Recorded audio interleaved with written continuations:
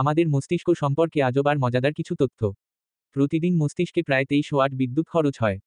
মস্তিষ্কের একটি নিউরন প্রতি সেকেন্ডে 1000 সিগন্যাল পাঠাতে পারে 268 মাইল প্রতি ঘন্টা বেগে। মস্তিষ্কের 73% পানি।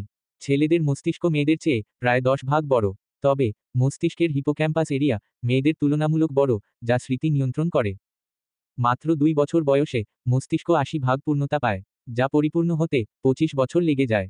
মস্তিষ্ক নিয়ে সবচেয়ে প্রচলিত মিথ হল আমরা আমাদের মস্তিষ্কের মাত্র 5 থেকে 10 ভাগ ব্যবহার করি। কথাটি সম্পূর্ণ ভুল, যা কুসংস্কার।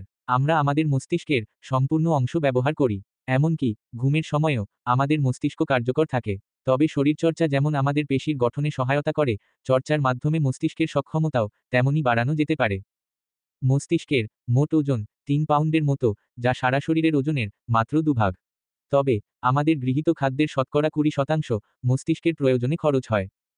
লন্ডনের ট্যাক্সি ক্যাব চালকদের হিপোক্যাম্পাস গড়পড়তা মানুষের চেয়ে বড়। কারণ তাদের লাইসেন্স পাবার জন্য 10 কিলোমিটার এলাকার মধ্যে প্রায় 25,000 রাস্তা মুখস্থ রাখতে হয়। তার মানে নিয়মিত চর্চার মাধ্যমে মস্তিষ্কের উন্নতি করা যে কারো পক্ষে সম্ভব। কম্পিউটারের একটি নির্দিষ্ট তথ্যধারণ ক্ষমতা থাকলেও মস্তিষ্কের ক্ষেত্রে তা বলা যায় অসীম। মানুষের মস্তিষ্ক কম্পিউটার বা এমন যন্ত্র থেকে বহুগুণ শক্তিশালী। আজব শোনালেও এটি সত্যি।